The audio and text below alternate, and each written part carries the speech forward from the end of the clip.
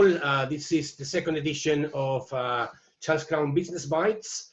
And like I promised you all, I was going to be interviewing some special people within my network that are going to be giving us some tips, some guidance, and as well, how are they coping with the challenges that everybody is going through at the moment.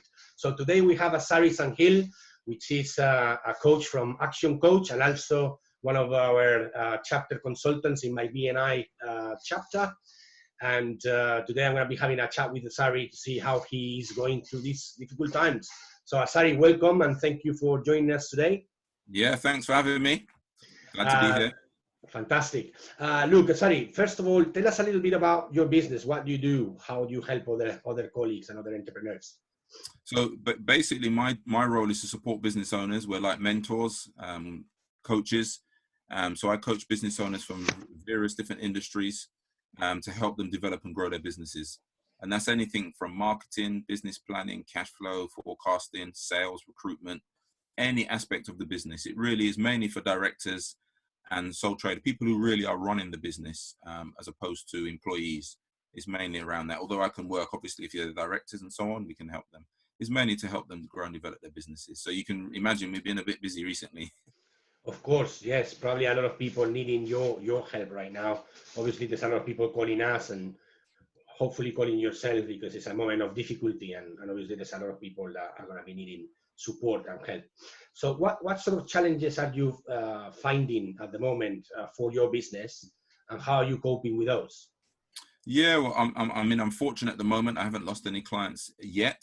Obviously, it's difficult times, but because we coach people, we kind of know their cash flow situation. So those who are struggling cash flow, we can have a conversation with them and, either reduce fees or go no fees. Those who are in a strong position, we know that they can afford to pay, so we can continue to get fees in. I know, in fact, I've got new clients because people need help now more than ever, and they need help urgently as well, like quickly. Fortunately, I've got a business planning day coming up in the next few days, so we're going to do that all virtual now. So we had to go virtual. Everything's online, everything's through Zoom, and just the main thing people are concerned about now is cash flow, of course, because a lot of businesses have been hit, or if they haven't been hit yet, they're worried they're going to get hit. Yeah. So a lot of the discussion at the moment is around helping them with cash flow, but also to look at the existing costs and to try and think where they can reduce cost at the moment, because also people are sitting on opportunities. So some of the things is saying, how much stock have you got? Have you got any invoices outstanding? So we're talking to people. Sometimes people don't think of the obvious, that they actually got money owed and they're scared to ask for it. But actually the people they're asking, not necessarily in a bad situation. So you want to ask for it before everybody else asks. Yeah.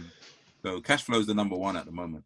So cash flow is the number one question that people are asking you about. The number one worry is cash flow. Absolutely, right? Number one worry. But the secondary one is also restructuring the business quickly, because if you have a business that's been affected, it doesn't mean you're wiped out completely, but it might mean you have to think a bit differently. So for example, one client who's a cleaning company, people have said, look, there's no point cleaning my office because we're all working from home. So that makes sense. But there's other people who need more cleaning, because if you have a block or people are working, they want more cleansing, they want you to wipe down the surfaces, wipe down the barriers, wipe down the lifts. Yeah, in the common areas. So they might want you to be doing like 2 cleans a day or 3 or 4 cleans a day. So there's opportunities out there. And of course, where there is high impact services, if you have like schools, nurseries, some of these people who have been, some of them are closing, but some are also functioning. They need deep cleans.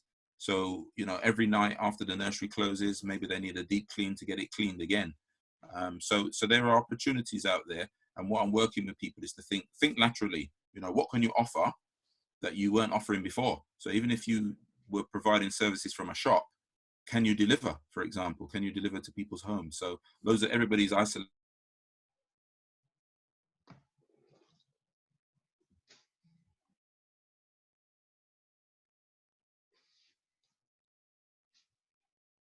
I think I lost your voice somehow.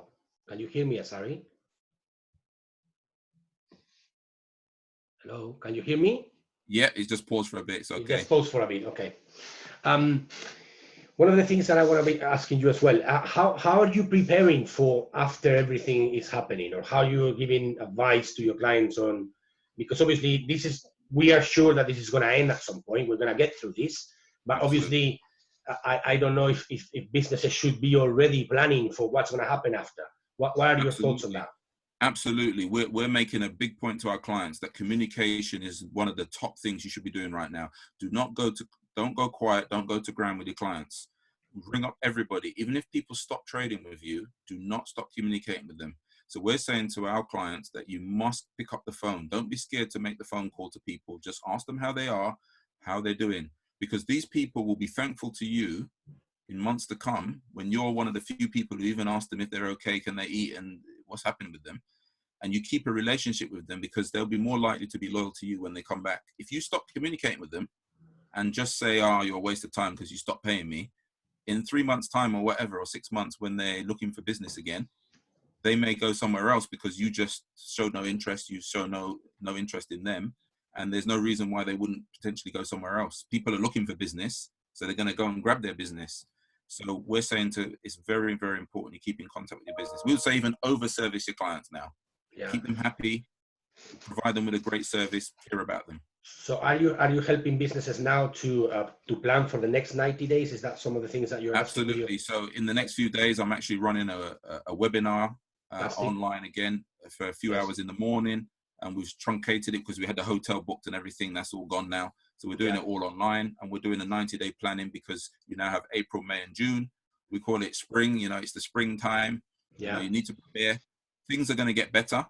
But in some cases, obviously, it's going to get more difficult. So we're saying you need to plan for how is your business going to change when we come into the lockdown, or we come into, more people from home.